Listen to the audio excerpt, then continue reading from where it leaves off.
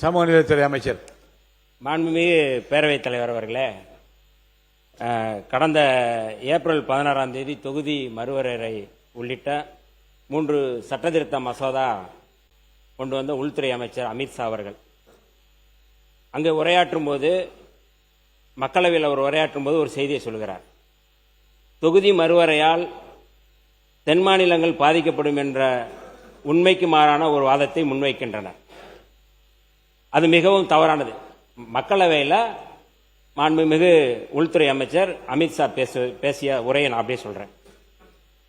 கர்நாடகம், ஆந்திரா, தெலுங்கானா, தமிழ்நாடு மற்றும் கேரளம் ஆகிய மாநிலங்களின் தற்போதைய மக்களவை இடங்களின் சதவீதம் 23.76% ஆகும். மக்களவை இடங்களை 50% என உயர்த்தி இந்த 5 மாநிலங்களுக்கிடையே பகிர்ந்தால் இடங்களின் சதவீதம் 23.87% என்று அதிகரிக்குமே தவிர குறையாது. அதாவது 543 இடங்களில் தற்போதைய 129 என்ற எண்ணிக்கை 195 என உயரும். அது இந்த மாநில சவுத் மாநிலங்களில் அவர் சொல்றார் உயரும் என உள்துறை அமைச்சர் விளக்கமாக சொன்னார். சரி, இதை இப்படி பேசுறாரு, இது குறித்து அவர் வெளியில என்ன அப்படிங்கிறத நான் கடந்த முறை நான் பேசும்போது சொன்னேன். அவர் உள்ள ஒன்று பேசுறாரு, வெளியில ஒன்று பேசுறாரு. அதுக்கான என்ன இருக்கிற ஆதாரத்தை என்ன இருக்குன்னு நம்ம சொல்றோம். அதுல நீங்க வெளிப்படையா ஒரு முக்கியமான இந்து ஆங்கில நாளிதழுடைய ரெசிடென்ட் எடிட்டர் வர்கீஸ் ஜார்ஜ் எழுதின அந்த கட்டுரை நான் வச்சிருக்கிறேன். அந்த கட்டுரையில் அவர் சொல்றாரு, delimitation how to align what is said and what is written. அவர் சொல்றது என்ன சொன்னாரு, என்ன எழுதியிருக்கிறாரு அப்படின்னு சொல்லி சொல்றாரு. நான் சொல்லல, ஹிந்துல கட்டுரை நான் சொல்றேன். நான் இந்த கட்டுரையில அவர் என்ன சொல்றாருன்னா, அவர் இருங்க, நான் அவர் சொல்லி முடிக்கிறேன். இருங்க, கம்யூனிஸ்ட் சொன்னதை தான் நான் சொல்றேன். இது குறித்து இருங்க, இது குறித்து இல்ல அவர் அந்த கட்டு நான் சொல்லி முடிச்சிடறேன். இல்ல அவர் என்ன சொல்றாரு, மக்களவையில் பேசிய அந்த கருத்து அவர் கொண்டு வந்த மசோதாவில் இல்லை என்பதை அவர் சொல்றாரு. அதைத்தான் நாங்க சொல்றோம். மசோதாவில் இல்லாததை அவர் மக்களவையில் பேசுகிறார் என்றால் அதுதான் அமித்ஷா உள்ள ஒண்ணு பேசுறாரு, மசோதாவில் ஒண்ணு சொல்றாரு அப்படிங்கறத நம்ம இதுல சொல்ல வரோம். இல்ல அது நான் ஆதாரத்தோட சொல்றேன். நீங்க ஆதாரத்தோட சொல்றேன். நான் ஆதாரம்லாம் நான் பேசல, இந்த கட்டுரையின் அடிப்படையில் நான் பேசுறேன். மசோதாவில் இங்க வருங்க. அதாவது நம்ம பாட்டாளி மக்கள் கட்சி நண்பர் என்னன்னா, மருத்துவர் ராமதாஸ் அவர்களை காப்பாற்றுறதை விட மோடி அவர்களை காப்பாற்றுறத நீங்க இருக்கீங்க. இல்ல நீங்க இருங்க, நான் சட்டத்தின் அடிப்படையில் பேசுறேன், மக்களவையில் என்ன பேசுறாங்க அடிப்படையில் பேசுறேன். நீங்க பேசுனது என்னங்கறத நான் சொல்றேன். நான் அவ்வளவுதான். சமநலத்துறை அமைச்சர் சுருக்கமா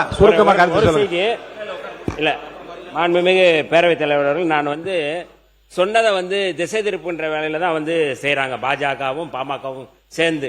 ஏதை நான் சொல்றேன் அப்படின்னா, இல்ல நான் அதாவது மக்களவையில் பேசிய மாண்புமிகு உள்துறை அமைச்சர் அந்த மசோதாவில் சொல்லப்படுகின்ற செய்தி அதுல இல்ல, மசோதாவில் சொல்லப்பட்டது வேறு, அவர் பேசியது வேறு அப்படிங்கிற செய்தியை தான் சொல்றேன். அதுல நான் ஆதாரமா ஹிந்துல வந்ததை நான் சொல்றேன். நான் அதுல ரொம்ப முக்கியமா மக்கள் தொகை நான் சொல்றேன். இருங்க, நான் படிச்சிடறேங்க. நான் படிக்க விடுங்க.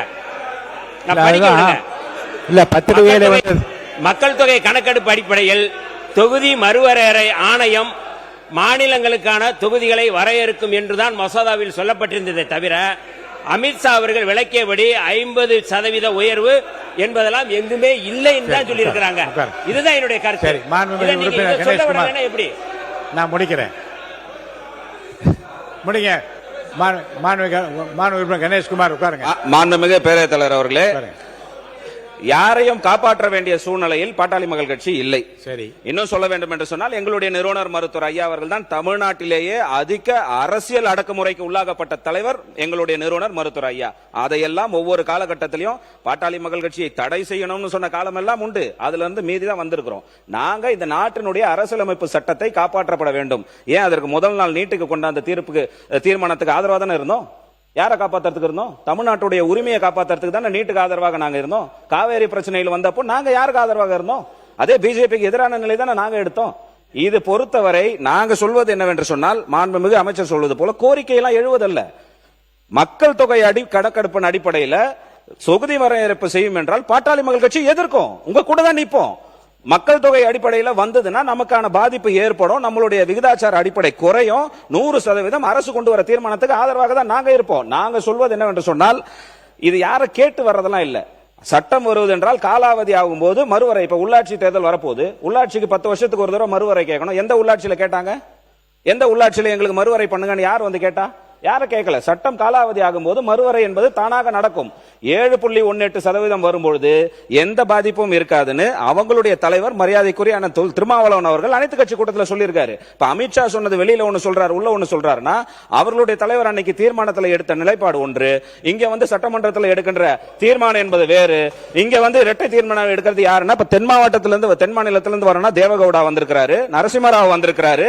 இவங்க எல்லாம் தென் மாநிலத்திலிருந்து வந்த பாராளுமன்ற பிரதமர்கள் தான். தென் மாநிலத்திலிருந்தும் இதுக்கு முன்னாடி பிரதமர் வந்திருக்கிற நிலைப்பாடுகள் என்பது உண்டு. நீங்கள் வேண்டுமானால் உங்கள் கட்சியை காப்பாற்றிக் கொள்வதற்கு நீங்கள் நிலைப்பாடை மாத்திக்கலாமே தவிர, பாட்டாளி மக்கள் கட்சி என்றைக்கும் எங்கள் நிலைப்பாடை நாங்கள் மாற்றிக் கொள்வதில்லை. அன்னைக்கு தீர்மானத்தில் என்ன நிலைப்பாடு எடுத்தோமோ அதே நிலைப்பாடு தான் இருப்போம். விடுதலை சிறுத்தைகள் வேண்டும் என்றால் உங்கள் அரசியலும் கட்சியும் காப்பாற்றிக்கிறதுக்கு வேலை நிலைப்பாடு எடுங்க. இந்த பிரச்சனை இந்த